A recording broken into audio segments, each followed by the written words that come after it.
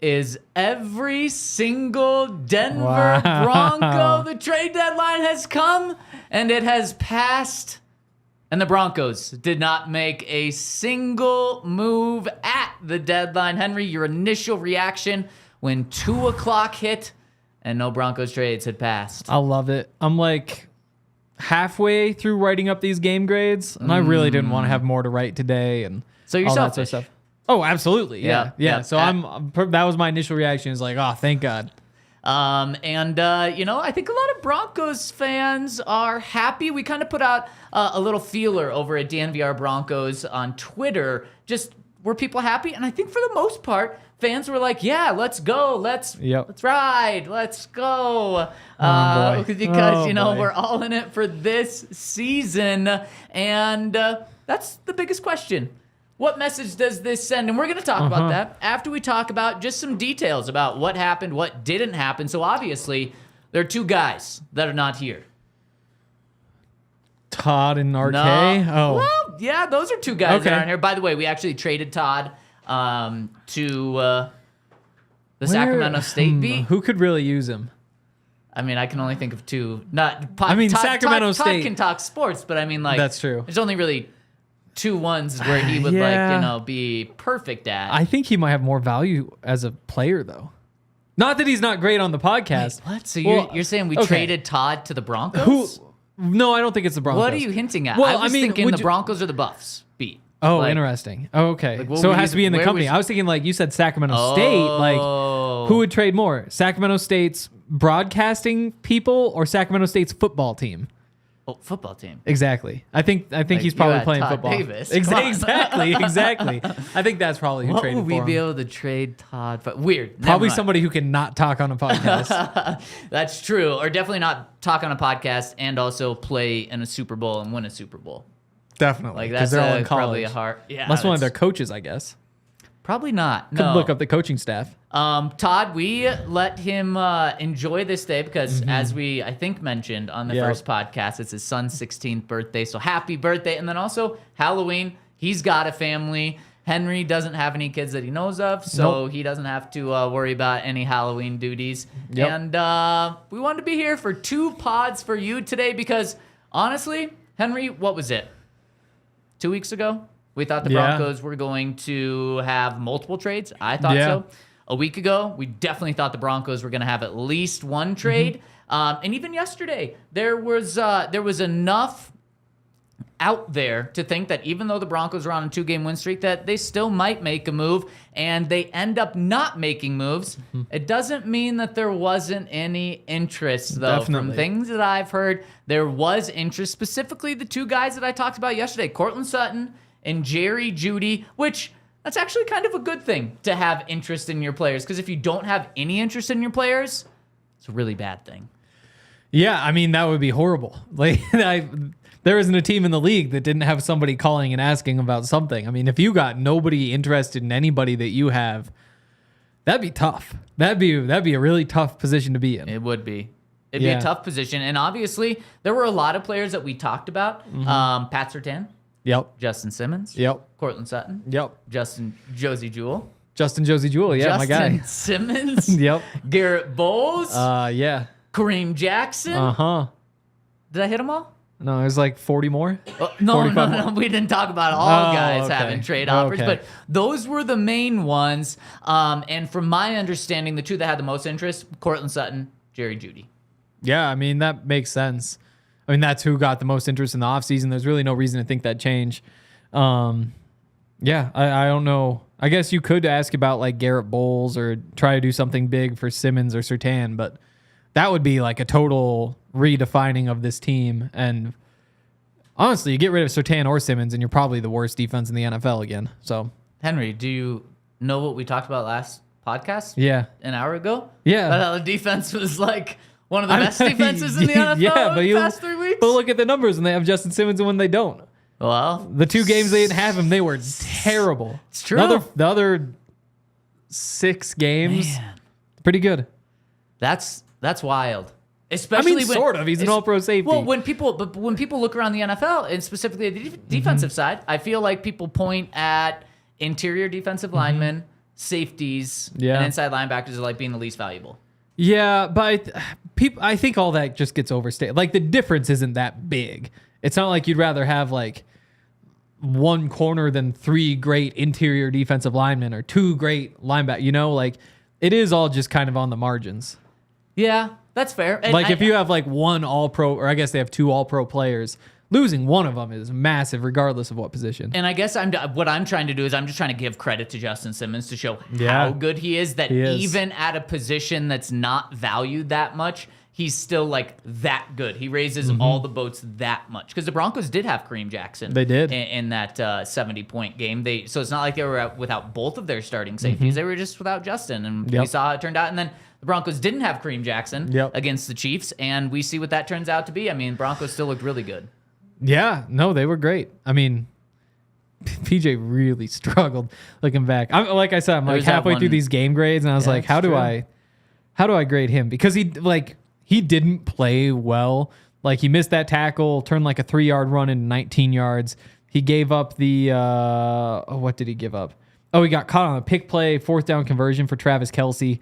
A couple plays later, a 17-yard gain to the tight end who isn't Travis Kelce. But then there were the 2 plays that both of them should have been like massive plays on 3rd and 4th down, but they just didn't complete them, and that's why he gets a C- instead of just an F. Yeah, well, at least it wasn't failing. Exactly. But so, Henry, from my understanding, why the Broncos didn't make a trade trade away Jerry Jeudy or Courtland Sutton, it's not that they said these guys are on our team for the rest of their lives, signed to lifetime contracts. It's just the value wasn't there. And we saw this in the offseason. This should not be a surprise to anyone. In the offseason, Jerry Jeudy was available for a 1st-round pick. Courtland Sutton was available for a 2nd-round pick. No team came to the table with one of those offers, and the Broncos held true to what they said. Sometimes you can catch a team in their bluff when they're like, nope, we're only accepting a 1st. You wait a month, they're like, we'll accept a 2nd. And then, boom, a deal's done. The Broncos did not do that this in the offseason, and they didn't do it again with Jerry Jeudy. And when you look at the wide receiver market that's happened, you're not getting much for wide receivers. What was the biggest wide receiver trade we saw go down? Like today? Just in the past week. Because today we did see Donovan Peoples-Jones go from the Bears to the Lions for a 6th. Yeah, I mean, it wasn't much. Who's the other? It was another bad receiver. Was it the Rams? Miami? Was it Van Jefferson? Oh, yeah. Again, bad receiver. No, he did get traded at some point. Yep, that was within the past week, and I think that was for a 6th. Miami, Chase Claypool, that was like 6th or 7th. Yeah. I mean, so we're talking day 3 picks. Yeah, but those are not like guys who are going to see the field, you would think. Yeah, we'll see.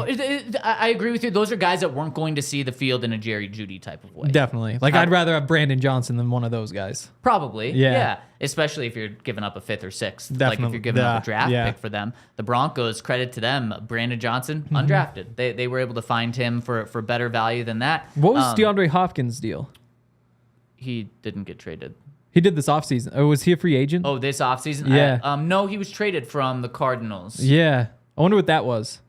Are you saying Jerry's the next DeAndre Hopkins? I mean, closer than Van Jefferson or Chase Claypool. Well, but like we talked about yesterday, though, my guess is A.J. Brown was like the year before. There haven't been many. And that was big a 1st. That was a first-round pick. Oh, yeah, because it was Treylon Burks. And even then, like, incredible deal. Oh, A.J. Brown, absolutely. the best receiver in the NFL right now?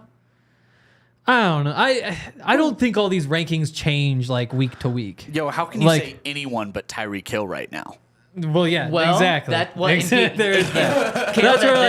very fair point. Tyreek Hill is exactly. Actually, he has 1,000 yards through 8 games. I'll throw it, and it's first player that's ever done that. So that's probably him right there. But he was released. Hopkins. Yeah, according we're to talking like Jerry Jeudy and like he was released. You can't just do that to the chat. Oh no, sorry. Hopkins was released. Thank you, Jeff. Thanks, Jeff.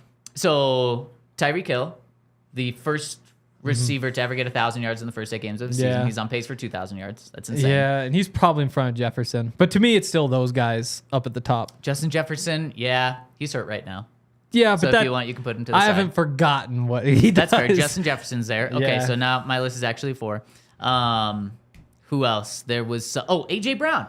Kale asked the very fair question and point. How can you not put Tyreek Hill number 1? Well, because AJ Brown just did something that no receiver has ever done. 5 straight games of 125 plus receiving yards. How are you not amazed by that? That's incredible. Oh no, it's amazing. But Henry, that was the most 1. condescending wow I've ever heard in my life. He's very good. Oh yeah, he's very good. But I mean, I came into this season. It's Justin Jefferson, Tyreek Hill. It's I don't know. I have the 5-game streak. It's a cool stat. It means he's playing really well, but it doesn't. It's not I'm gonna put him in front of him. Playing really, Henry, you're this is wild. You're wait. I mean, but I mean, we're talking 5 games through 8 games. It's not like I'm trying to give you a 1 game sample exactly. size. But top 5 receiver for sure. He's had 5 straight games better than any Broncos receiver has had this season. Yeah. Oh, definitely. He's by far actually too. Almost double the best game a Bronco has had 5 straight games in a row. Yeah. Oh yeah, definitely. But also I wonder in it's the past Justin 5 Jefferson. games no, actually, I guarantee you this isn't the case. Jerry Jeudy and Courtland Sutton. No. Let's just combine all of the Broncos receivers. Mm-hmm. Every single Broncos receiver has not done collectively what AJ Brown has done the past 5 games. Yeah. Russell Wilson didn't even throw for 100 yards 3 weeks ago. Yeah. And AJ Brown had over 125. Remember when Russ started the season? Week 3, he needed 300 yards to have the first 3-game streak of 300-yard games of his career. Okay. And now he's throwing for 100 a game. Oh, you mean not week 1? Yeah. He started the season. Yep, you're right. They're just they're just doing something else. Also, I was going back through. I'm gonna find this super fast, so this isn't a waste of time. I still have one more receiver to give a shout out to. I was going through Demaryius Thomas's stats when I first heard that one to see if he ever did it. Closest he came was 2014. 2014, huh? Yeah, so 226, then 124, then 171, 105, 127. So 1 game he missed? No, and the 124. So 124 and 105. So he missed by 1 yard and 20 yards. And then after that, he had 108, 103. So, I mean... Dang. DT, an absolute monster. Yeah. I wonder his total in that 5-game stretch. That was 753 yards. I wonder what AJ Brown's is. Kale, can we get you on that? I have no idea. No, look it up. We want Kale to know it off the top of his head. You know the number. If he knew it off the top of his head. Remind me, what am I looking up? The total receiving yards AJ Brown has had in the last 5 games. Yeah. We know it's above 625 at least. Yes. Hopefully less than 753. Hopefully less than 753. I agree with that. And 700 last 5 games. He's had there we go. 700 receiving there yards. you go. Demaryius had 753. DT. So, man, a 220. would Demaryius be the best receiver in the NFL, Zach? Maybe. Demaryius was the best receiver in the NFL. That was a tough era, too, though. Unbelievably dominant. And here's the thing. With DT doing that, yes, he did it with Peyton Manning with the best offense of all time. But you just mentioned that stretch. That was in 2014. That wasn't with the best offense of all time. Yeah. Peyton was MVP level the first 8 games of that season, then fell off pretty drastically the second half of that. He was great in 2015 as well when Peyton Manning had 10 touchdowns to 17 interceptions. And then he did it another 1,000-yard season with Trevor Siemian in 2016, another one in 2017. I mean, that just shows how dominant DT was. It's a smirk. So there was one receiver who had more receiving yards than DT that year. Okay. 2014. Okay. Can you guess who it is? Antonio Brown. Damn it, yeah. Yeah, let's That's go, such a baby. waste. That was a good guess. Yeah. Yeah, Thank you. Antonio Brown was unbelievably dominant for a 5-year stretch. So good. How did they never win a Super Bowl with those guys? With Big Ben, Le'Veon Bell, Antonio Brown, Brady. Yeah, Peyton. Yeah, that's a tough. Peyton Manning. Yeah. Actually, Broncos eliminated them from the playoffs in 2015. Eliminated. Without Antonio Brown. Remember that? That was a big deal that he didn't play. So also after that, number 3 is Julio, number 4 is Jordy Nelson, number 5 is Emmanuel Sanders. Wow. Dominant in 2014? Yes. That's again when Payton was Yeah, elite that for half wasn't a even the season peak. and then started to fall off a little bit. That is incredible. Okay, one more shout out to a wide receiver, and then we'll get back to how this relates to Jerry Jeudy. Okay. Also, Judy's closer to Hopkins than Peoples-Jones. Jeudy has 184 catches. Hopkins had 218 in his first 2 years. That was like a decade ago. What has he done recently? So you're saying Judy's closer to Donovan Peoples-Jones than he is to DeAndre Hopkins? Or vice No, he's versa? closer to Hopkins. So But that's I'm not. That's what Bronco's saying. He's That's what saying the like comments are prime saying. Hopkins. I'm saying Oh. DeAndre Hopkins right now. Oh, I got you. Yeah. Okay. Okay. The final shout out. Whoa, don't know how I did that. Amon-Ra St. Brown. Mm-hmm. Do know You what- want him all the way up there? I mean, he's Do- been great. Do you know what he just did? He last has night? the most receiving yards through the first like 80 games or something of his career of any Lions receiver. And which you know is who a Lions receiver is? there was that one. Yeah, That exactly. one. Maybe Otherwise, yeah. This is Calvin Top Johnson. Like, five and that's ever? exactly that's that thing where it's like if Calvin Johnson wasn't there, everybody would be like, who cares about this? Like, what a dumb stat. Well, But you're of like, course. well, yeah, but then it's like, just say he's better than Calvin Johnson. We don't need like not you, but like I saw that stat too, and No, I was that like, was directed at me. no. It's at them. It's at them for saying most ever by a Lions receiver. It's like we know who you're talking about. It's more than Calvin Johnson. Fair. Okay, so now to bring this all back to Jerry Jeudy, we just threw out some numbers. How A.J. Brown has 700 receiving yards in the past 5 games. Yeah, Talked about it yesterday. Jerry Judy's on pace for 750 yards for this entire season. he is. And so my guess is where the value didn't line up for the Broncos and other teams when it came to their receivers, specifically Jerry Jeudy, potential. yeah, But Broncos probably view Jerry Jeudy as having more potential than the 750 yards would back up. In fact, you and Todd made that argument yesterday without necessarily saying that. You're like, well, no, like a 3rd round pick, a 4th round pick for Jerry Jeudy, that's not worth it. And my counter, and probably what other teams are doing, other teams are coming and saying, okay, he's never been a 1,000-yard receiver. He's on pace for his worst year this year. He's on pace for 750 yards. We'll give you a 4th round pick, a 5th round pick, a 5th and a 6th round pick for that. We just saw Kevin Byard go for a 5th and a 6th round pick. So teams were probably really lowballing the Broncos because they were looking at the production, and the Broncos were saying, no. Exactly. We need at least a day 2 pick in order to get this done. And the sides were just too far apart. Even with the deadline approaching, they weren't able to get a deal done. and that's where if I was Sean Payton, I'd say, if you're saying all those things, then why do you freaking want him? Like if you want to look at like the 7 pick, it's like no, then like we don't think he's bad. Like if you think he's bad, then yeah, we'll just keep him. We don't need a 3rd round pick. I mean, see that's the thing though, is like a 3rd round pick. I was just going through these this morning because it seemed topical. So the position with the highest hit rate for a 3rd round pick, Okay. to become a starter, I like this. it's an offensive lineman, Okay. 40%. Okay. Lowest hit rate is a running back at 16% to Okay. become a starter. Okay. So that's the range you're looking at. 16 to 40% chance you find a starter.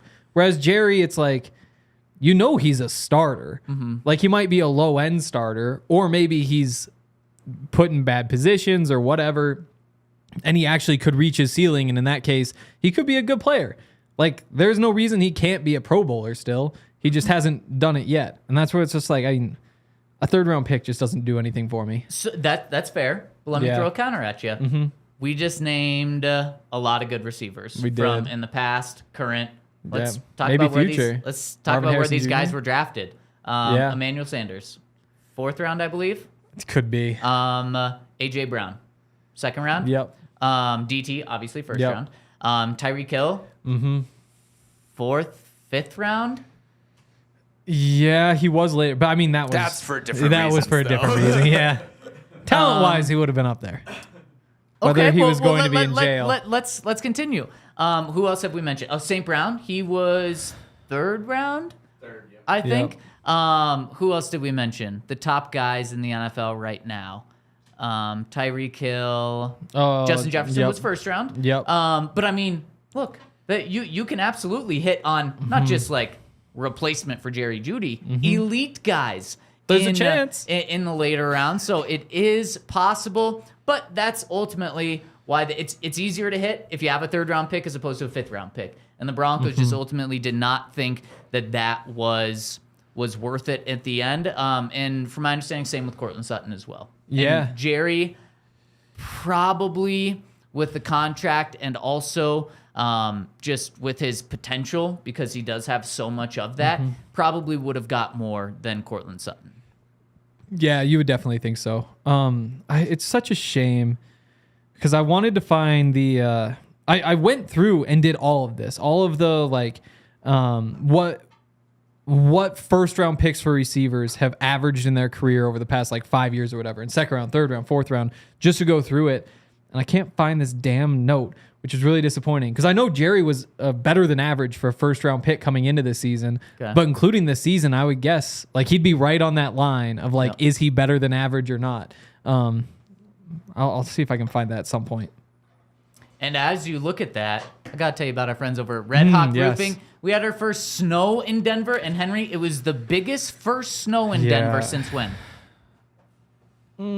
Last year? Well, last year. Why would I be bringing a stat out like that? I don't know. Just I guess that would be a bad snow because last what have you been year? doing? What did you ask me when we were sitting in the press True. box? Sometimes I throw out bad stats that just get you to guess wrong. Trick stats. Yeah. Trick So stats. you're right. That's fair. That's what fair. was it? It was. What do you think? There's more of Russell Wilson completions or?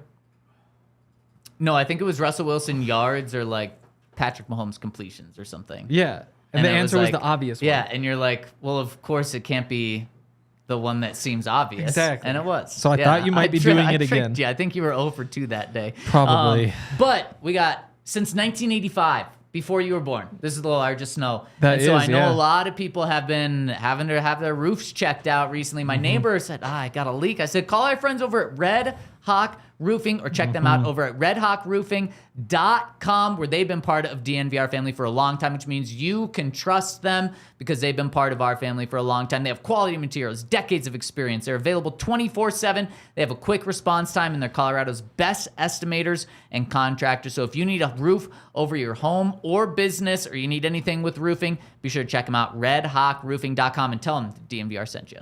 And also Hero Bread. Hero is awesome. So it's basically bread that's better for you than normal bread. That's kind of how it goes. I like that. Who wouldn't? It's high in fiber. It's ultra low net carbs.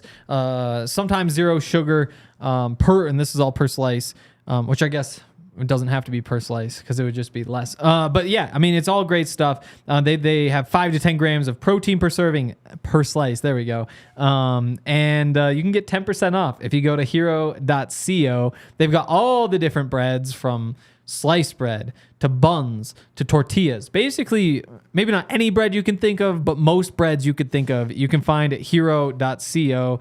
And if you use the code DNVR, you can get 10% off at hero.co, which definitely go check that out. All right, the Broncos did not make any trades. Jerry Jeudy, Courtland Sutton, Garett, Bolles, Josey, Jewell, Justin Simmons, Pat Surtain are staying Denver Broncos until at least March, which is the next time that the Broncos could make a trade. That means these guys are all staying here for the rest of the season. Henry? Yes. Does this mean that the Broncos are all in on this season? No, it means. what? I mean, it means they're 90% of the league who just okay. Because 90% of the league. What do you mean? Well, I think there's usually 9 trades on deadline day, I think is the number. So I guess that's 18 teams are on one side or the other. But typically their deals who was that? Donovan Peoples-Jones. Yeah. You might remember DPJ. him from, some people thought he might be good 5 years ago. And so when there are deals like that, I wouldn't say oh, look, they're all in. They got Donovan Peoples-Jones, or they're all out. They got rid of Donovan Peoples-Jones. And that's just the way trade deadline day goes in the NFL. It's always disappointing. The Broncos are just the Broncos. They aren't in that 5% that are the 49ers saying yeah, we've got to go get Chase Young. He'll put us over the top. Or the 5% the Commanders who say we got to get rid of Chase Young and Montez Sweat. Got to go get something for him.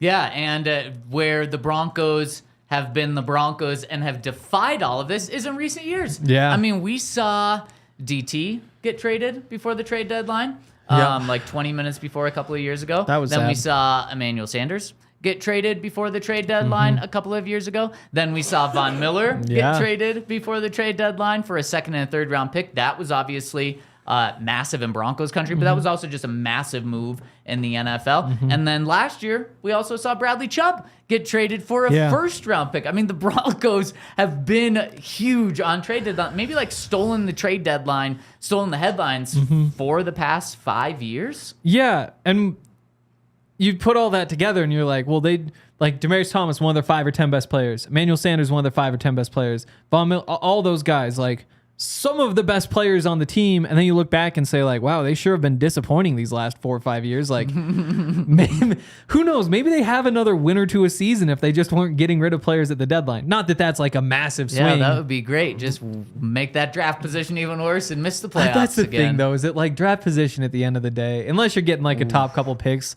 like, oh no, you're number 14 instead number 7. What does that do? It's like, Well, it does a lot. it doesn't do a lot. anything. Yeah, it doesn't does. do 14 to 7. Like all those things, they feel like so big, but it's one player having like a marginally better chance of being a really good player. But like Pat Surtain, you Yeah. don't get him if you're picking 14. Yeah, but if you were picking 5, you might have gotten J.C. Horn. Great. I'll have Pat Surtain. No, but if the Broncos had been earlier, maybe they had the draft board the same as the Panthers and would have taken Horn instead. Or maybe if they were picking later, Surtain would be off the board and they got Micah Parsons. Man, I just You know? feel like if you're not making the playoffs, have a good. But this is a bigger conversation and one that we've kind of put in the rearview mirror for at least this next 2 weeks after the Broncos go 2-0 in their past 2 games. Now they're 3-5 sitting here, and I do think there's a little bit to this of the Broncos being all in right now. If they were all in, they would go fix their problems, though. That's why it's a little bit. It's a little bit. Yeah. So all in. You can't be a little bit all in. Exactly. There's some in. Exactly, yeah. So it's a little bit all in. No. Is clearly they're not all the way all in. But I do think, Henry, that they would have approached this trade line differently if they would have lost on Sunday. I do think they would have approached this differently if they were 2-6 instead of 3-5 at this point in the season, and especially because this win was against the Chiefs. Let's say the Chiefs game was in 2 weeks or in 3 weeks after the bye, and they just beat who's a bad team. They just beat the Patriots, and they had to win against the Patriots. The Packers, yes. and the Bears. Yes. They might be willing to make some moves here and sell a little bit lower than they were ready to. But I think they've seen enough where this is a signal that they're more in on this season than we certainly thought a week ago, than we certainly thought 2 weeks ago when they were sitting at 1-5. Well, because in that situation, I mean, it all just comes down to Russ at the end of the day. Just are you getting rid of him or not? And we don't need to go through the whole thing again, but basically it's $37 million to keep him for 2 years. 37 total for those 2 years. And you either keep him for 2 more years or you don't. But if he winds up hurt, then you got to keep him because of his contract. It's just what it says. So if they were sitting here, say like 1-7, or even maybe 2-6, they just say, you know what, this obviously isn't going to work. We want to get rid of Russ, so we're going to have to bench him to make that happen. And if we're going to bench him, then what's the point of holding on to these guys? Like, we got to find a way to foot this bill. We should probably try to save some money by moving on from guys. And that would really suck. Because again, like then you're saying 2026 is when we want to be competitive. That's that plan. And they still might be at that point at the end of the season. You know, if you finish with like 7 wins, do you want to build from there with Russ, or do you want to just reset? I mean, that's a tough decision for the future. But as of now, you're 3-5. It's like a real football team. It doesn't mean you're a good football team, but like, I mean, most of the league probably has 3 wins right now. Probably 4 wins now. Well, every team in the AFC has at least 3 wins, except the Patriots. The Patriots, yes. Bill Belichick doesn't look as good without that quarterback that he had. That in hindsight probably should have been a little bit more predictable. But yeah, I mean, how many teams have The NFL website's terrible. But that's the thing, though, is like 3-5. That's not like a bottom feeder, like, oh my God, you guys are terrible. Like, it's definitely not good, but like. According to the standings, it's a bottom feeder. The Broncos, I mean, right the AFC is bad. The Broncos right now, well, no. Say the AFC is good, or no, else this it's stat bad in sounds the even AFC. worse. Yeah. Oh, yeah, it's bad in the AFC. In the AFC, it's bad. Broncos right now have the 15th seed in the AFC. There's 16 teams that's out of. Definitely. However, Yeah. they're what? A game and a half out of the playoffs? Like out of the playoff spot? And there's 5 other teams in the AFC with 3 wins, and there's 1, 2, 3, 4 with 4 wins. So you're right in there. Like, you're So not. it's clustered. Yeah, you're in the cluster. You're not like the Patriots just sitting way out there, like the Panthers or the Cardinals. We're just like, oh my God, these guys are like the worst teams in the NFL. Let's give it up for Bryce Young getting his first NFL win. Yeah. The small guy that could. And see, that's no one said he could do it except for your boy. Oh, really? Yeah. You said he could get the 1-6. But see, that's like the Panthers are the perfect example. Like, I wrote this after the Packers game when they won, and everybody's like, oh, there goes Caleb Williams. And it's like, well, best case scenario, like, it's still much better to be the Lions, who were in this exact same position last year and started to build something and won a bunch of games and had momentum coming in this season, than it is to be the Panthers, who went the other way, and they had to like flip a pick to be able to go get number 1. But they got number 1, which is like the goal for half of Broncos fans. And for a minute, I was right there too. But then what happens is you go get your rookie quarterback and your team sucks for 1 year. It's bad the next year. And if all goes well, that third year, you might be pretty competitive. Well, and isn't that what the all-in is? It's not necessarily all-in for 2023. It's all-in on the core of this team. I don't think so. I mean, I don't think it's all in, because Okay. I still think they might just get rid of Russ after the season. Like, it just means they're not blowing it up yet. They're not tearing everything down yet. So that's a fair point about Yeah. Russ. Do you think Sean Payton thinks he can do what he's done the past couple of games on this 2-0 streak? Do you think he thinks he can do that with Jarrett Stidham? I don't know. I think Sean thinks that. And I don't know if that's It's right possible. or not, but I think Sean thinks that. Yeah, it's possible, because they haven't really unleashed Russ much. They've done the opposite. You talked about Exactly. it earlier, how he was on a streak to almost have Definitely. the most consecutive 300 plus yard passing games, and they were 0-for. And that's in what those makes it games. tough. Now And- they've really reeled Russell Wilson back. You're throwing for 95 yards against the Chiefs. You're throwing for, how many did you get against the Jets? I don't know. He had some amount of yards Wasn't a against lot. the Jets. It wasn't a lot. And then he had 118 yards against the Chiefs. Yeah, and the big thing is he's missing throws. Like, there was that spiked third down throw, like the third or fourth quarter, where you're just like, how does that happen? And he's not Right. making a lot of throws either. I mean, like tough throws.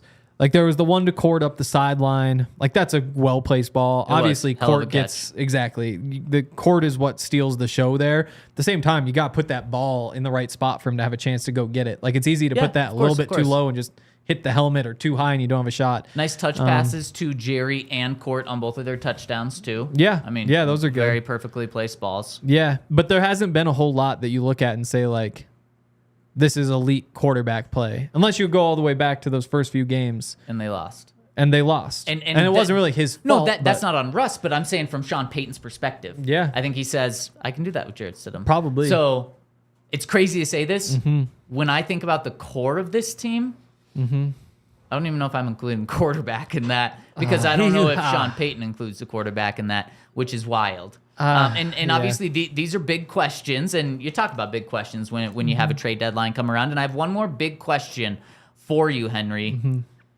Did the Broncos do right by trusting? Are the Broncos doing the right thing by trusting these last 2 games and kind of allowing that to change how they approach this? Or are they going to get burned by these 2 last games? What did Vic Fangio call it? The false positive. It's true. When talking about Drew Lock. Like, you don't want a false positive in a short sample size. Yeah, I don't know what could burn them.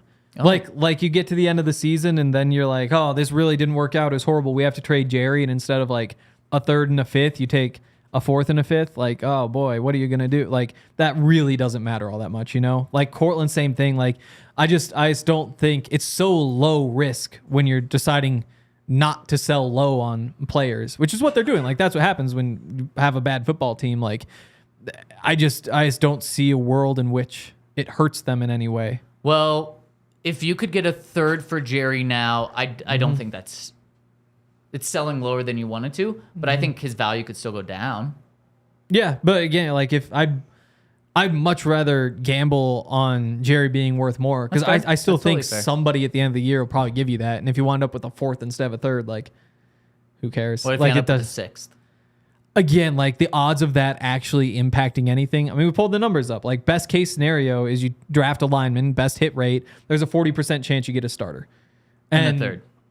In the third, yeah. And that, yeah. So, I mean, and that goes down to, I guess for offensive line in the sixth, it goes down to 16%. So you cut your, like, it's a lottery ticket. At the same time, you trade him after the season for a second, goes from 40% to 70%. You know, like that's a big jump. And then on top of that, you have the fact that you might just want to keep him. And that's a good idea. That's why I think that in general, you're selling low. And none of these guys, like those sorts of conversations would be like a guy like Pat. They're like, well, you could have gotten at least a couple of firsts for him. His value's not going anywhere. And on top of that, they still probably shouldn't trade him after the season either. So I just don't think. I don't know how this burns them. I think you're right. Yeah. I think you're right. I think the guys that you would have realistically, quote unquote, sold this year, I think the only one that may have had like a really big impact is Justin Simmons. And yeah, we talked about it, how important Justin is to this defense. If you want any hope for this year, really, if you want the defense to be good next year, maybe not even a leap of good, you probably want Justin on the team next year. He's on a pretty friendly contract.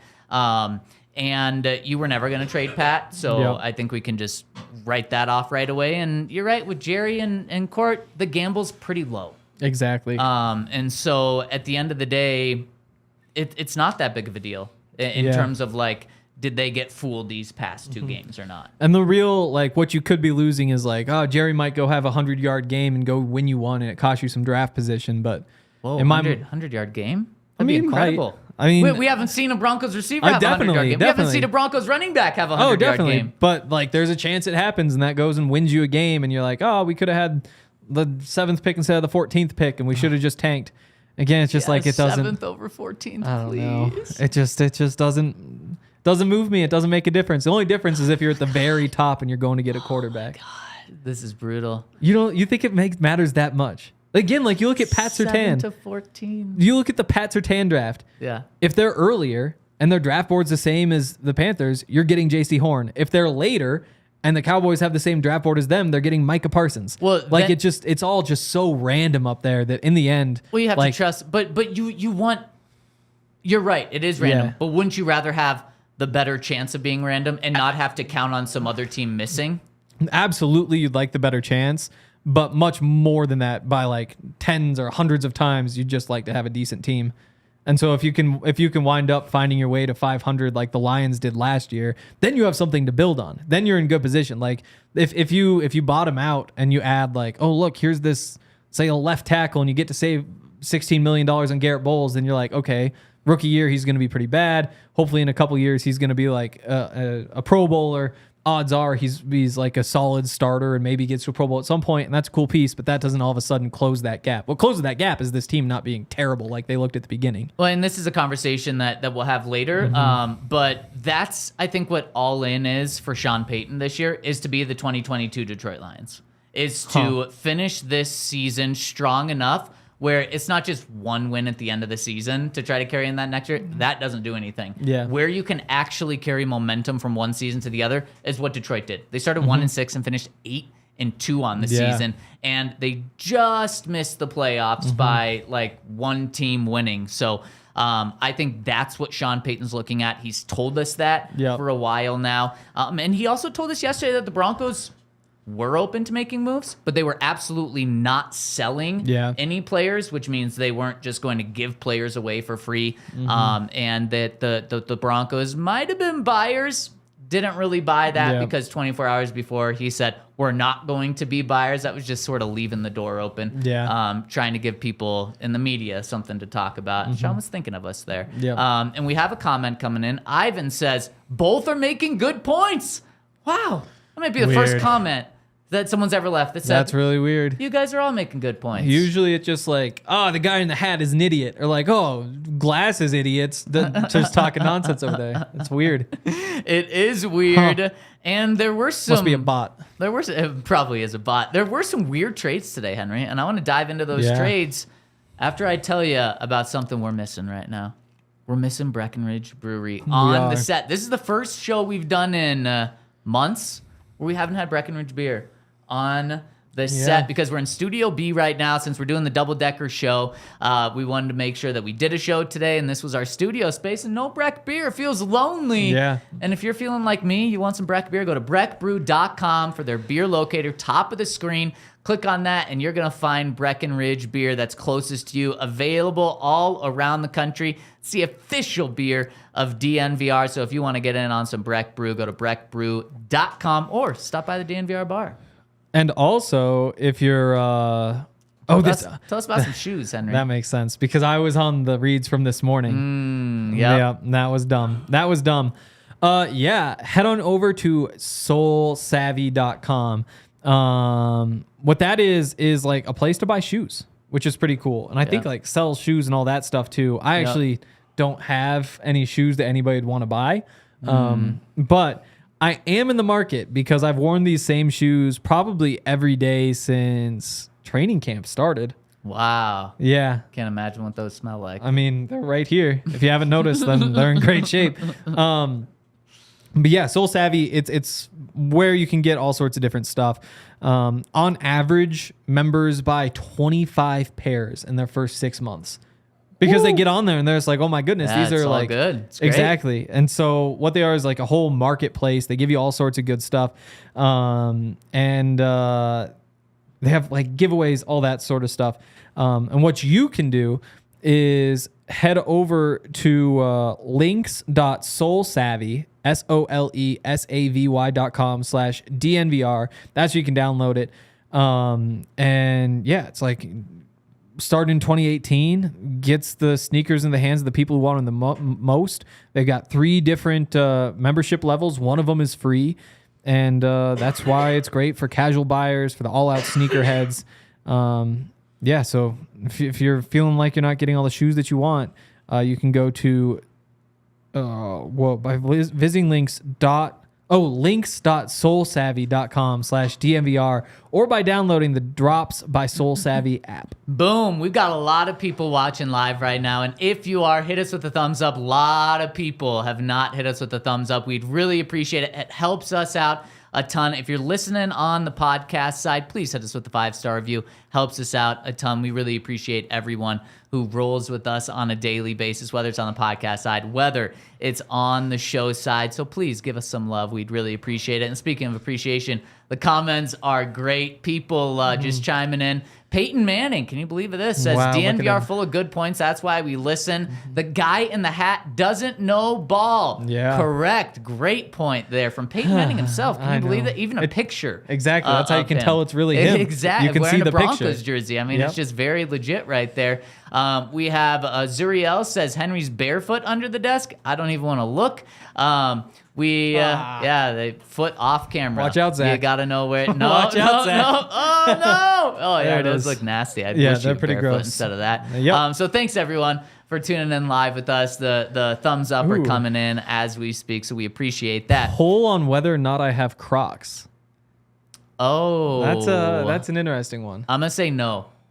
I'll leave it up to the imagination. I'm gonna say no, but it's I can see you in Crocs. You know, for my Halloween Interesting. outfit, I was supposed to I wear know. Crocs because Justin wears. Did you not? Justin wears yellow. Justin Bieber wears yellow we know Crocs. Justin. I didn't have Crocs. I was wearing like a Croc material shoe, but I believe they were Asics. Asic like slides. Yeah. Like the cool kids wear slides. And Asics as the cool kids wear. Yeah. Yeah. I think so. Yeah. You're only wearing one shoe, according to Zen Bronco. Okay, I'm not showing the second one. It was tough enough to get that People one up want there. your feet out there, Henry. That's you might true. have to sell those if you want to see Henry's feet. Just hit my DMs. Speaking of weird, as we were just getting into weird things, some weird trades happened today. Yeah, there was a lot going on. There was a lot going on. Let's break them down around the league. Let's take a look around the league. Montez Sweat to the Bears for a second-round pick. Second time in 2 years, the Bears have traded a second-round pick for a player. Last time, did not work out. Chase Claypool, they just traded him for, speaking of receiver trades, for like a conditional 7th or something. Yeah. Which is too much. I can't believe the Dolphins would actually trade that for him. Wow. That was a bad trade, but this one's a great trade. Especially for the Bears in particular. Like first of all, they've got like $90 million in cap space next year. And so they can absolutely give him another contract.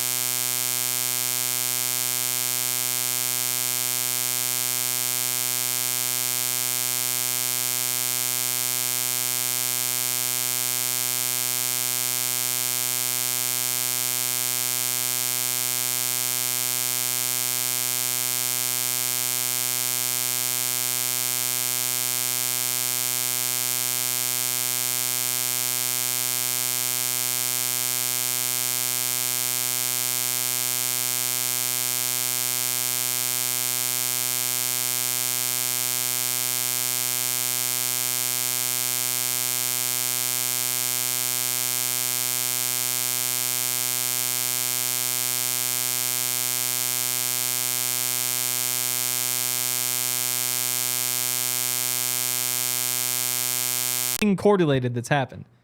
Is the soundboard off? So we can talk about.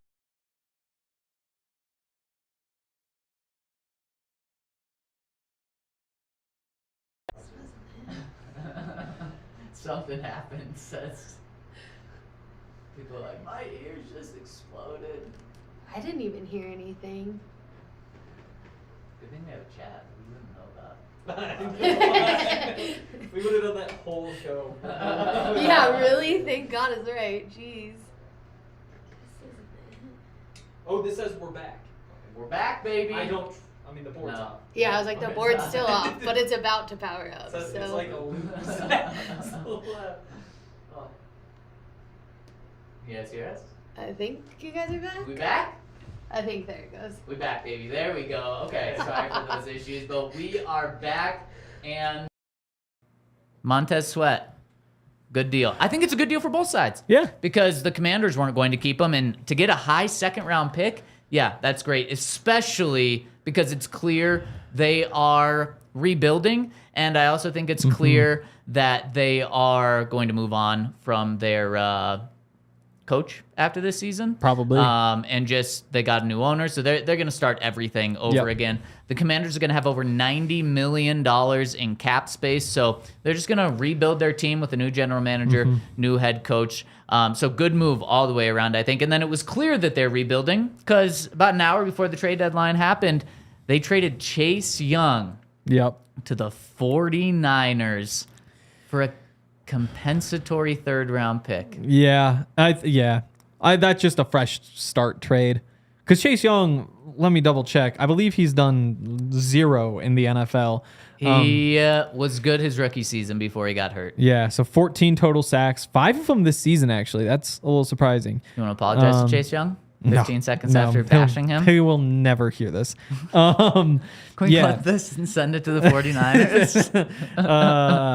7.5 as a rookie. Played 9 games the next year, had 1.5. Played 3 games the next year, didn't have 1. Has played 7 and has 5.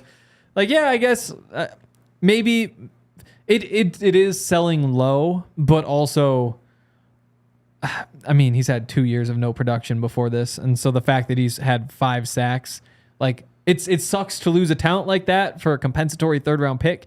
But if you're not going to pay him next year, then why keep him? Right, exactly. Like, what's the point? You And might as well Henry, take what you can get. You were all over. You love the 49ers trading a second and a third round pick last year for Christian McCaffrey. Oh, yeah. I think this is like a very similar deal because the 49ers, get this, if Chase Young leaves and they don't re-sign him after this season, you know what they're going to get for Chase Young? Probably the third round compensatory pick. They're going to get a compensatory third round pick for him, which is just nuts. Or at least they're going to get a compensatory third round pick for Mike McGlinchey like next year. Assuming they didn't sign anybody, but they have so many players they have to pay. There's no way That's why they let Mike McGlinchey go, because they couldn't re-sign anyone. And there's no way they're signing free agents this offseason. So because literally, where did that money come from? They're just going to... the NFL is just going to give them a compensatory pick that they got for this. So, I mean, it's insane that they're able to do this. Good teams just make really good moves, and this is a good one. And the first reaction to this was like, what's up with Randy Gregory? Like, didn't they just bring him in to be this replacement? Yeah. And I mean, I don't know. You can never have enough pass rushers. That's a thing that people say. I mean, what they've got, I think it's still Cleveland Farrell who's starting.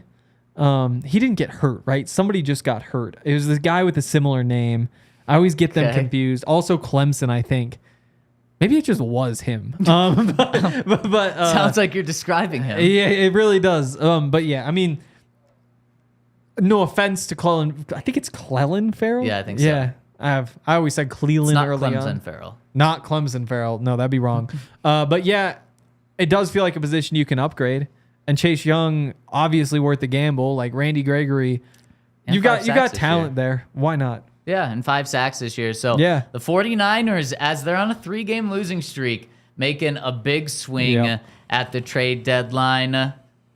One that impacts the Broncos. Can you think of it? Happened today. Not Donovan Peoples-Jones. The most important position in sports. A quarterback? A quarterback on the move that impacts the Broncos? What could this be? Who? Someone in the chat, help Henry out here. Wow, this was when I was writing the game grades. No, was it? Well, unless you were doing it before the pod. Wait, before this morning's pod? Yeah, no, before this morning's pod. A trade went down. So wait. Jeez, you should know this because did the Vikings, your girlfriend... yeah, I would guess the Vikings. You don't know what happened? Who did they get? They got Aaron Rodgers. No, they didn't. What did they do? They got Joshua Dobbs from the Cardinals. Really? One day after he was benched. Did you hear about that story, how that went down? Yeah. After the game, they said they were going to stick with Joshua Dobbs as their quarterback. And then yesterday, during the head coach's press conference, Jonathan Gannon came out, the head coach, and said, after watching the tape, we're benching Dobbs. Like, ouch. Wow. Like, that is why you would bench him, is because of the tape, but, like, that just feels extra sour to me. That does. Yeah, that's interesting. I mean... And so how this impacts the Broncos is the Broncos play the Vikings Sunday Night Football, for now, in just a couple of weeks. And if we're talking about a playoff push, which maybe we are, we're going to be talking about, is that realistic for the Broncos? We'll be talking about that tomorrow at 11 a.m. on the podcast. So stay tuned, DNVR Sports on YouTube or this podcast feed. You could be talking about the Broncos going up against Joshua Dobbs with the Minnesota Vikings. So this is a really interesting one. Oh. Well, there's just so much going on because he obviously is like super smart. Wasn't he Very some sort smart. of like bioengineer At type? Tennessee. Yeah, exactly.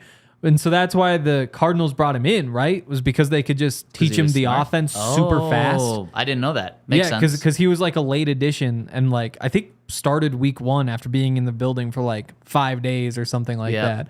And so I guess if you're trying to go get a quarterback, like that aspect of it makes sense. Now it doesn't make a whole lot of sense is that he's not very good, but your options are limited when you're looking for a quarterback right now. Yeah, he went 1-7 as a starter this year. That's not the best. That one win got everybody so excited. It really did. It's like, wait, is he actually great? How bad are these stats though? 63% completion, 8 touchdowns, 5 interceptions, 81 passer rating, 46 QBR. Yeah, sounds like a backup quarterback. Like you lose your starter, that's a guy you can bring in. Watch what you say, because Russell Wilson last year. No. Oh. No. Why do you think I'm just going to go down that route? Because I think he had very similar numbers. I mean, he was 59% completions, but I think he was like an 81 passer rating. Russell Wilson this year. Obviously, Oh, better boy. stats, except for the one that some people like the most, QBR. Russ is a point below. Yeah, we talked about this at practice. 45.3. I just cannot accept QBR as like a thing. And I know everybody's like moved to that, but the fact that they don't release how they calculate it, that to me is like, okay, I'm not listening to your silly little stat if you're not telling me where it comes from. Makes it spooky. Exactly. Makes it People are like, mysterious, well, little Halloween stat. It puts emphasis on third downs. And it's like, well, it sounds good, right? But let me see the actual numbers and like how all this works before I just say like, oh yeah, this is, you know, like I'm sticking with passer rating until. Oh no, you can't go to passer rating. Yeah, I mean that's just efficiency per throw. Okay, but you've talked about it, how brutal Russell Wilson's fumbles were, the 2 fumbles at near the end of a game that cost him a game. Passer rating doesn't take into account of that. Passer rating only takes into account passes. QBR does take into account running and fumbles. And that's why sacks. I don't think I need that. Like I can just look at the passer rating and be like, oh, when he throws the ball, it's this. Also, he gets sacked this many times. Also, he fumbled a couple times. Like, honestly, I don't even know that I need passer rating. I can just look at the completion like percent. You're like, saying F honestly, stats. and as I go back, that's my real opinion. Is like, we're using stats in football. Stats shouldn't even exist in football. So yeah, once you turn it into like this is a combination of this and it's the square of this, and on third downs it's tripled and like whatever. Tell me what your algorithm is, and then we can use it for what we can use it for. But if you don't say that, then F off. Yeah, well, they're saying F off to you because you're not going to get that information, Henry. Yeah, and that's just fine. I'll take it, ESPN. Yeah, boom, they're really showing you. They're showing me. So I don't think like this doesn't impact the Broncos because I wouldn't be surprised. Right now they're starting a rookie this week, but like you said, wouldn't be a surprise if Josh Dobbs does become that starter because he's so smart and can learn an offense really quick. But this game, the Broncos should win regardless. The Vikings did not trade Danielle Hunter, who was their biggest trade target potentially to move on from. But Kirk Cousins was everything to them, especially with Justin Jefferson out. Once Justin Jefferson left, the Vikings actually started winning. Now, obviously, they'll be better when Justin Jefferson's back. But what I'm saying is their success has 100% relied on Kirk Cousins. Yeah. So it's not like another quarterback can come in and no, they have a good receiving core, but they needed Kirk Cousins in order to make them competitive. And I think that game would have been neck and neck with the Broncos and Vikings with Kirk Cousins. I might have even given the upper hand to the Vikings in that game. Without Kirk Cousins, there's no way the Broncos should lose that game. And if they do, they should have sold players today because I think that Vikings team is really bad now. Yeah, I mean, it definitely might be. I mean, I'm just not in a place where I could say the Broncos should definitely win any game. They just beat the Chiefs, Henry. I know they beat the Chiefs. They did beat the Chiefs. And if you can beat the Chiefs, you can beat any team. Sounds like an ad. That does sound like an ad. We should sell that to the Chiefs. But yeah, I mean, and they still have... Of course you'd want to sell that to the Chiefs. To take their money so they don't have it. Okay, there we go. Yeah, just looking through, like Harrison Smith still makes a bunch of plays, surprisingly. Dude, he's like 45 years old. Isn't it ridiculous? And every year I'm like, oh my God, they're doing this again. Like 34, so a year younger than Kareem. But he's just, let's go out there. What did he do this week? I think he like forced a big fumble or something. But yeah, I mean, outside of him on defense, I guess they kept Danielle Hunter. They just, Jonathan Bullard, Dean Lowry, Harrison Phillips, like Jordan Hicks, DJ One, like Byron Murphy. They're not like terrible players, but they're just like the most average replacement level. Like they've just been patching gaps for the past like 5 years. Right. And you slowly lose guys. Like who did they lose? Like Eric Kendricks. Like you had Eric Kendricks in there and you're like, oh my God, this guy's insane. Like Patrick Peterson played really, really well for them, but they've just kind of slowly leaked talent for so long that now here they are. Also, Ezra Cleveland. Should we hit that one? Yeah, sure. Because there's some weird stuff going on with that too. Really? Tell me. Ezra Cleveland shade to the Jags. Yeah, so Ezra the weird stuff. I want some weird guard because he was the starter until I think did he get I don't even know if he got hurt or if they just signed Dalton Reisner because he was bad. And so you had like this weird 3-guard thing Dalton's with those two and Ed Ingram. It's like, yeah, we'll roll with Dalton, I guess. And like, sure. There you go. And I don't know. Just kind of interesting because I should double check because I'm pretty sure he got hurt. And that's why they signed Reisner. And then they decided to just roll with Reisner, I guess. Roll with Reisner. I like that. Good for Yeah. Dalton. He's playing really well. And again, that Vikings team was playing well. We'll see Dalton in a couple of weeks. And Dalton Reisner's just another example of one of those guys where it's like, he's not like, that's not a Pro Bowl player. It's just like, yeah, NFL starter. Like, sure, Right. why not? Yeah. Like, you can plug him right in there. But then you go all the way through and like, Broncos should win that game. I know. And that's where you have like Jordan Addison and Justin Jefferson, Kirk Cousins. It's like, okay, you have a great passing game downfield Right. that can carry you to do some things. And that's why they make all those comebacks, because it's like that deep passing game. They're so explosive. But now you don't have Justin Jefferson or Kirk Cousins. And it's like, this team might actually be terrible. So the Vikings this week, they're playing the Falcons. They are 4.5-point underdogs against the Falcons. They might be favored in that game if Kirk Cousins plays. And over at DraftKings Sportsbook, we have a line out for Broncos Bills. Oh, really? Remember in our first show earlier Yep. today, so I'm sure you remember. Yeah, we I all was there. guessed what that line would be. Todd said 4.5. Broncos would be 4.5-point dogs. Henry said 6.5-point dogs. I said 7-point dogs. Yep. Guess who was right? Me. Wrong. I was Your double boy wrong. was right. Over at DraftKings Oh. Sportsbook, Broncos, unfortunately, I was wrong on this, are 8.5-point Okay, you were the underdogs. closest. Broncos plus 350. So that might be good news if you think the Broncos are going to win, because that means you can get $35. You win $35 if you bet $10. Yeah. You win $3.50 if you bet $1. You win $350 if you bet $100. And you can do that over with our friends over at DraftKings Sportsbook. I've got $1.60 in credit. What does that get me, Zach? It'll get you over it. Get you about $5. About? Okay, Yeah, thanks. $5. So you can turn that into $5. But Henry, if you would have used the code DNVR at sign up over at DraftKings, they would have given you $200 in bonus bets and credit to use over at DraftKings Sportsbook. If you bet $200 on the Yep. Broncos and they won, how much would you win, Henry? 600 plus Wrong. 60 times 2, so 720. Wrong. Were you still talking about the 330? 330 Plus 330? plus 350. Damn it. Jeez, you I don't mean, even I listen. can't remember. It's been so long. I barely remember that I said 350, 6.5. $700 over at DraftKings. that is So you pretty can easy use those math. bonus bets however you want. And the cool thing is, it comes in 8 increments of $25. So you can bet Wow. 8 different ways, or you can bet 8 times all on one thing. Yeah. If you want. So they Which break it up I in a did cool way with for you. the U.S. Women's World Cup game against the Netherlands. You bet 8 different times. I wasn't 8, but it was like a bunch of bonus bets. So I think it was like 5 or 6. That was the game they lost. Just for those who that's don't tough. remember, that That's was tough. So be not like Henry when you spread, bet over at spread them DraftKings. out. And the trick with the bonus bets is you want them about 10-1. That's where like the value pays off. Because if you go 1-1, Yeah. your 25 is 25. Like you get 25 out if it hits. Yeah. So like that means the value is actually 12.5 because it's a 50-50 chance that you get your 25. Very confused.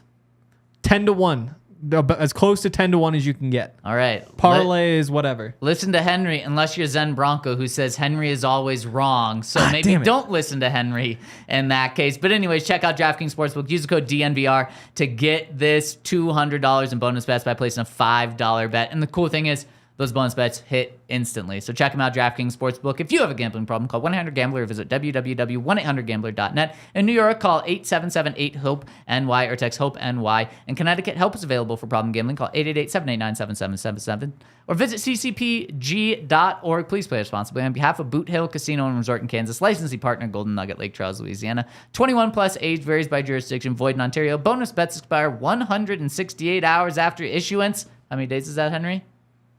100. 168 hours is 100 days. 160. Yeah, I wasn't listening. I'm sorry. I thought you were the math man. I You just messed said up it. 2 math things No, now. I just That's said a number. 7 days. See Oh, John Elway. sportsbook.draftkings.com/football terms for eligibility and deposit restrictions, terms and responsible gaming resources. And this past week, I've learned that you are bad at math and you are bad at listening. Because we had this What? exact conversation. Exactly. Yeah, exactly. Funny joke there, Henry. We also have some good other comments. 2 of them in particular. Zen Bronco said, I thought Henry was supposed to be banned from the pod until he had at least an even record. 2 things. I don't know what he's talking about. That's a good point. We talked Also- about this last week. What was the even record? On our AFC West picks on this pod. Oh, well, those are just guesses. Like, that's just guessing. Well, like that's not something- even. Yeah. Okay, I don't feel bad about As that. Zen Bronco says, always wrong. Henry's always wrong, even on his AFC West picks. I'll give you a little spoiler. You're still last in the standings. Well, We'll break those out later this week. Okay, I wanted to hit. Why didn't they buy to fix the holes? The holes. Why That's what I didn't was they wondering. buy to fix? Oh, the Broncos. What are the holes? Right tackle. Yeah, Which they just you tried- can't they change just that. tried to Okay, fill. that's fair. Tight end, I guess. Right now. Yep. Receiving tight And end. if Dulcich comes back, you got the 1-2 combo, I guess. I mean, wide receiver. Is that still a hole? It definitely needs to be upgraded. But you weren't going to upgrade that No, with you just where the can't. team is right now. I think they'll do something next Yeah. year in the off season. There'll be a shakeup. I mean, mostly because you at least need like a number 3. I mean, Marvin's still like around, but until he proves, and I which would he be hasn't got the shocked if opportunity. Jerry and Court are both on this team start of 2024. Probably, just given the salaries.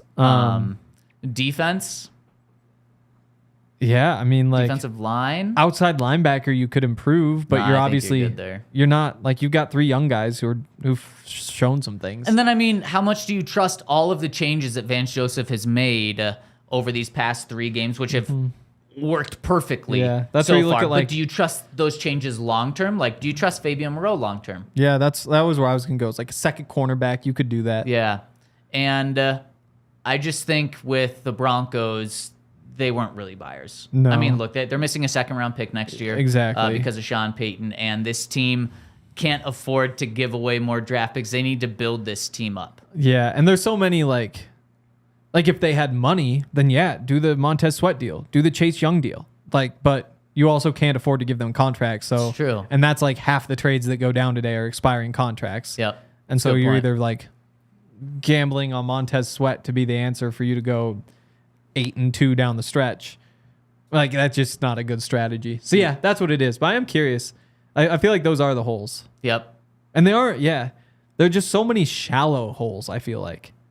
Like right tackle's a shallow hole. Like you still disagree. really I mean, you're stuck with it, so you're stuck in, Yeah. in the bottom of the hole. I But think how Mike much- McGlinchey either has the most penalties Mm-hmm. among right tackles or all offensive linemen, or he's like in the top 5. Mm-hmm. And I believe he's given up either the most pressures and sacks, or just one of them Yeah. among either offensive linemen or right tackles. That's as big of a hole as you can have. yeah, except the run blocking though.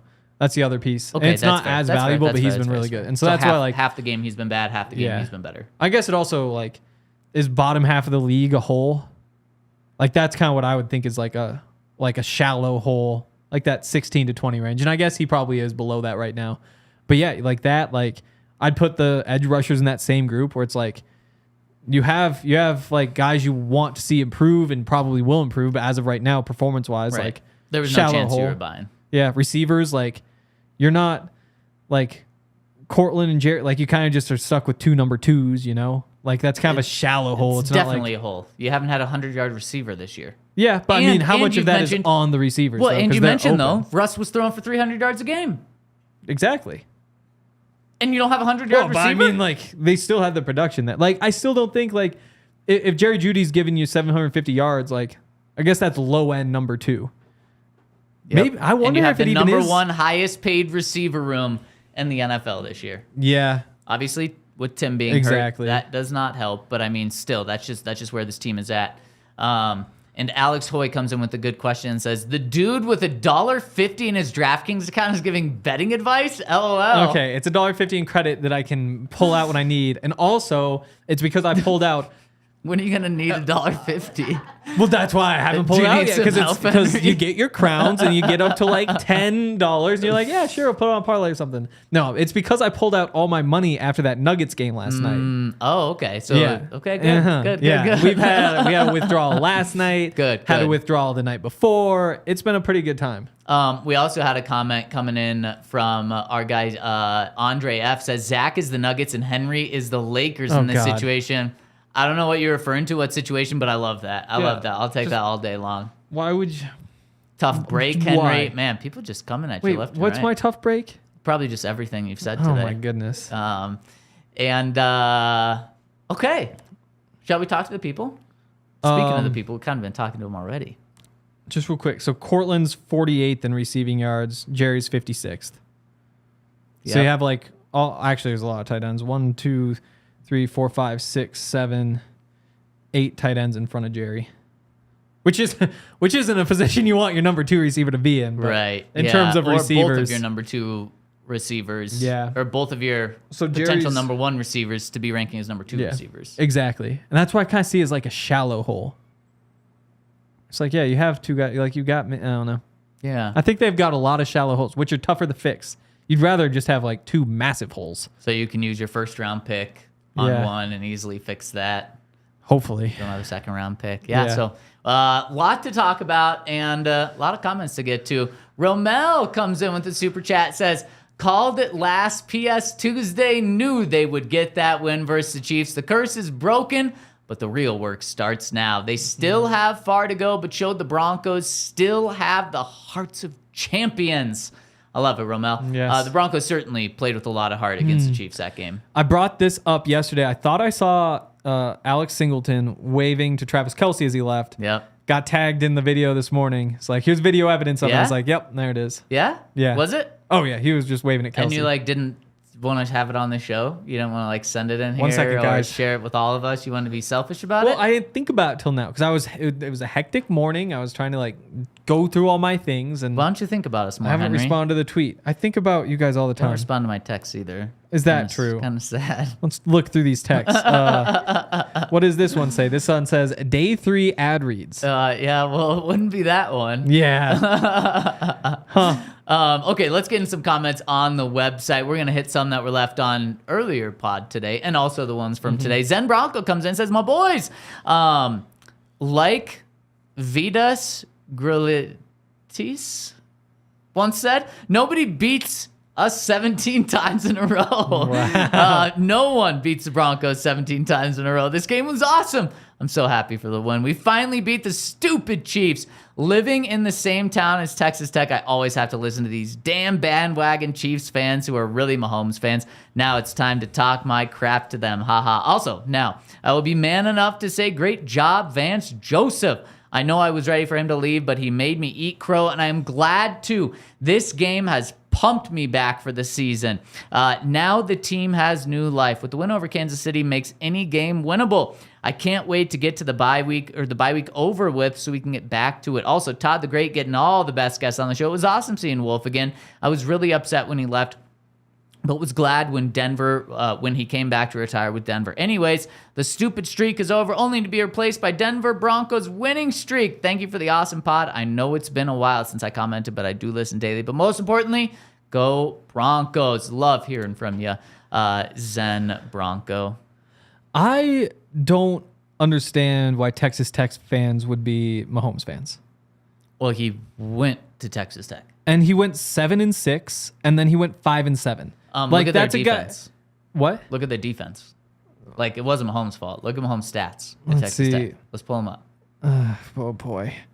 Let's see. He completed 63% of his passes, then 65, 4,600 yards, 5,000 yards. You're really just kind of blowing through those incredible numbers. He's a loser. How many? He's a loser. How many passing yards? Like 5,000 his In junior year. college? Are you kidding me? But he loses. How many touchdowns? Bro, if this guy played for Montana, we'd be like, oh, screw him. How many touchdowns? 41. 41 in the season? Yeah. Compared to how many picks? 10. Oh my gosh. Give me a break. You got to win football games. It's not. He played How many, the air raid. how many points were teams scoring against them? I mean, it was an air raid offense. I bet they're scoring a lot, and other teams giving up a lot. Like they just didn't that's even on run the defense, Henry. No, it's the defense doesn't have a chance. The game plan is to try to win 60 to 58. Oh, there was another comment that said the guy in the hat doesn't know ball. That's clearly being showed. Yeah, there's one shown there right down now. at the bottom. What was that one? We can't Hank find it. wrong Hank again. wrong again. That Hank there throw the. Hank is easily distracted. Wow. It's just so when this is over there instead of right there. If Hank pulls up the clip, he redeems himself. We're still waiting for that clip. I forgot. Let's see if I can Okay, find when it. he looks for that, I'll read the next comment. Coming in from N. Scott says, wow, what a game. It's been a really long time since we can say that we dominated in all three phases, but that's truly what this win was. A domination. What a treat. On another note, I want to get your opinion on something. On the Chiefs' first drive, I noticed that after Nick Bonito's big hit on Mahomes on third down, he talked a lot of shit. Do you guys think this made a big impact on the game to come? I loved him setting the tone early like that. It made me feel like for the first time in a long time, the Broncos weren't afraid of the Chiefs anymore. Todd, am I over-exaggerating one play, or is this kind of thing that can get the whole team fired up? Take a breath, Broncos country. The streak is over. I really like seeing that. Got a little chippy, too. Some offensive linemen were pushing some defensive guys, and I really like that. I like the attitude the Broncos got had in that game. I don't think that impacted the game. I think the Broncos still win, even if Nick Benito doesn't do that. But that just showed how ready this team was and how much heart they had, as we talked about earlier. Yeah, as we did. Wow. Another commenter says, I usually try to defend Hank, but not on this take. Love it. Okay. I'll take usually. Yeah, also just going through my Twitter mentions to find this. A rough day. Wow. As our, well, I guess maybe I shouldn't say popular of a guy? friend Bobby said, boring show today. Today? We've been having a great time. This I don't guy know what said, you're talking about. how do you talk about something that didn't happen? Oh, What's I'm that going mean? to respond. What are you talking? Okay, now Only one Hank's way to way off find the rails. out. Orange and Blue Stew coming in and says, "Good afternoon, Zach, and the rest of today's pod." Wow, thank you, Orange and Blue Stew. Yeah. Just Henry's also on the show. Yeah. Just became a diehard, and as a reward and a celebration of streak 1 of 2 being broken, I'm from the UK and love listening to you all while delivering the post. A friend of Oh, he's a mailman. yes, That's awesome. exactly. Yeah, that is really cool. I've always thought that'd be a cool job. A friend, I agree actually. Like, except when on I- days like yesterday when it's freezing. That's true. But I don't know. You get like a coat. It'd almost be fun. It wouldn't be fun every time, but the first couple times you'd be like, okay, time to like, what's that movie? Day After Tomorrow? I feel like Day After Tomorrow. Yeah, I don't think that'd be fun at all. I mean, it'd To be just fun, like, the first time or freezing for two. 10 hours. You'd like dress up like it's like an adventure. You I are don't from know. I Montana, don't know. clearly. That's true. He goes on and says, a friend put me onto your pod in April, and it's absolutely fantastic to listen to stories as well as insight you all have on various topics related to my beloved Broncos. Doesn't sound like a boring pod to me. It doesn't. Says, with the Broncos finally showing the commitment to the run, which was the narrative the whole offseason, Russell Wilson providing top 5 numbers for various categories through 8 weeks, a defense finally comfortable with the Vance Joseph system, and Will Lutz providing solid field goal kicking, where do you see this team needing to improve to get into the playoff conversation? I think that with Jerry in the slot and the run game threat we have now, that Lombardi can't design a few more plays each game with Jeudy being the primary read, and allowing him to get 10-plus targets a game won't increase the effectiveness of the offense even more. Love the pod as well as the impressive guest list. And co-host, any plans in the future for a Dre and Hank pod like we had when you were enjoying your honeymoon, Zach? Keep up the good work. So he welcomes me by Yeah. saying Zach and the rest of the guests, and then he tries to kick me out. He at said the go end. on another honeymoon. Okay, yeah, fine. Yeah. Twist my arm. That's nicer. I just found out we have to use all of our vacation days by the end of this year, which means I'm not going to be using all my vacation days this I just year. found out we have vacation days. I think it's new. I think it's new, fairly new. I do remember, yeah, because like the thing is, I work all the days and then the weekends, and so it's like if I want to take a Tuesday off, but I work on Sunday. Yeah, I've had that conversation in my head a lot too. Yeah, I'm gonna just do me. Really? If Henry's my mailman, I feel like I would constantly get my neighbor's mail. Wow, they're saying you. No, be a not bad the way he's mailman. behaving today. You'd get none of it. Neighbor be getting all your mail. Wow. Neighbor's getting all your mail. Wow. And then Andre F says at this point, Zach is up 3-0 on Henry, going for the sweep. Oh, damn. Also, leave a like for the double pod. Alvin No Chipmunk says we'd really appreciate that. Yeah. So the thumbs up really helps us. Poor Henry, another L, working all the time. Yeah. That is, I'll give Henry that. He does work all the I time. do. Not in the off season. Yeah.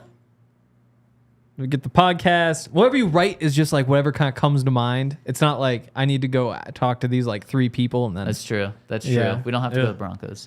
It makes it nice. That But we it love our does. job. Oh yes, we do. One more comment. Frazier008 says, after beating KC, the hope for this team is higher than it has been since 2016. I'm not saying we're going to the playoffs, but a win like this is how the winning culture starts. This is just what we needed. Something I haven't seen many people talk about is Lloyd Cushenberry. Yeah. He seems to have really taken a huge step forward this year. I've seen him blocking all over the field compared to years past. As someone that was calling for head this someone Who that is was calling for heads this offseason. Now I owe him an apology. I hope he keeps up the great play. Rumors that that Washington is looking to trade Chase Young. I don't think we'll see the Broncos trade for anyone, but should they? Thanks, guys. Okay, that was clearly left before the deadline. Credit to Lloyd Cushenberry. These past 3 games, he hasn't given up a single pressure, which means he hasn't given up a single sack either. There was the unfortunate blocked field goal when Lloyd was on the edge, and that's true. He was. I wrote all fully on about the that edge. for the game grades. It's like I don't know. Isn't that supposed to be a tight end? Like not as big of a guy on the I don't edge? know. I mean, he moves really well. Like that's the point of him is like you get him out on the screens. Like that's why they run all these screens is because Lloyd's so good getting out in space in front of him. Him and McGlinchey and Miners, to some extent Bolles. And Powers even had like a really good block on a screen last week where I was like, oh, okay, they're getting him into the mix a little bit. Yeah. He's not the most agile of football He's players. a big boy. Point is, so Lloyd's on the edge on that play, and the guy, Justin Reed, probably jumps off sides. And so when somebody jumps off sides, what do? You don't like start to play. You kind of like point at him. You don't leave your stance. You make it obvious that you didn't move first. And Is so that what Lloyd did? Yeah, he just didn't move. He just kind of pointed at him, which is you combine nobody trying to block you with getting a little bit of a head start. That's a tough combination. That's where like he was wrong. They didn't throw the flag. He needs to get out there.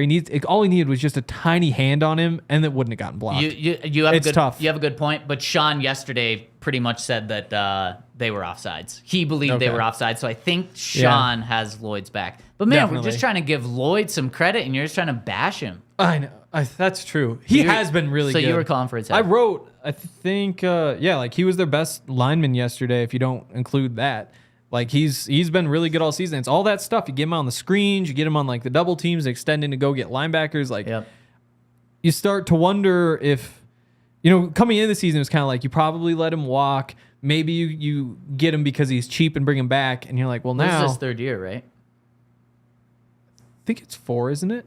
2020, I thought. 2020, 21, 22, 23. I think this is 4. And that's where now all of a sudden it's like maybe he's a little bit more expensive than you realized.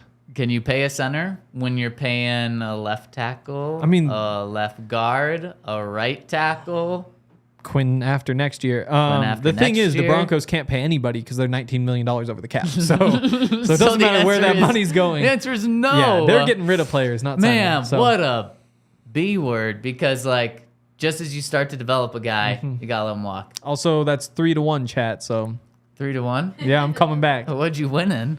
I don't know. Yeah. I mean, don't you know. had good points, don't but you know. got to beat me in order to I feel get like a it should win be there. 3-2 for the saying that I would give that guy's mail the other guy. Thought that was pretty good too. I beat him there. You beat me? No, No, this is I a beat him. competition between you and me. Yeah, but I not feel like I should between get an you outside and win. No one. I scrimmaged You don't him just get the- wins for saying something funny. Okay. Next, final comment coming in from our friend Arvada Luke says, Hankster. Oh. The bet was. There we If go. Broncos take one from the Chiefs, you get a lucky fan out. You give a lucky fan out there a gift membership. And I give him a shirt too, right? I forgot about that earlier. Wait, I shouldn't be saying these things. I might be wrong. You just No, sorry. and now you're giving a shirt. No. Sorry. Also, you buy Arvada Luke a tasty Breck brew and let him know that he knows ball. And most importantly, not to be afraid of or talk admiringly of the Chiefs ever again. The streak is dead. Let's Ride right. is alive again. That is The right. There was that diehards piece. are undead hards. Wow. Wow, he's right. Arvada Luke. So you have to buy him a beer and tell Yep. him that he knows ball. Yep, You have that's to right. gift a membership to one lucky fan out Yep. there. And you have to never talk about the Chiefs admiringly again or be afraid of them. Okay. That's right. I am not afraid of them, to be clear. There not we anymore. go. That ended on Sunday. No longer afraid of the Chiefs. And for a long time I was. I mean, Oh, we know. I can't explain exactly why because of the other rule, but It's true. we all saw it. It's true. Yeah. Okay. Sounds good.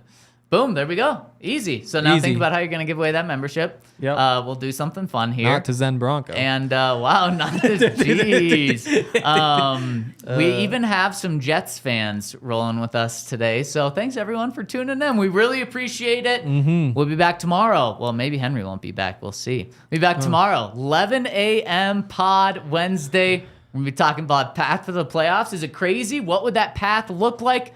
Can they do it? Or did the Broncos get fooled by these past 2 games? Oh. I think we're going to be talking a little more playoffs. But tune in, 11 a.m. tomorrow, DNVR YouTube, and also on podcast. Thanks so much for rolling with us. Have a great day. We all silly like the mayor.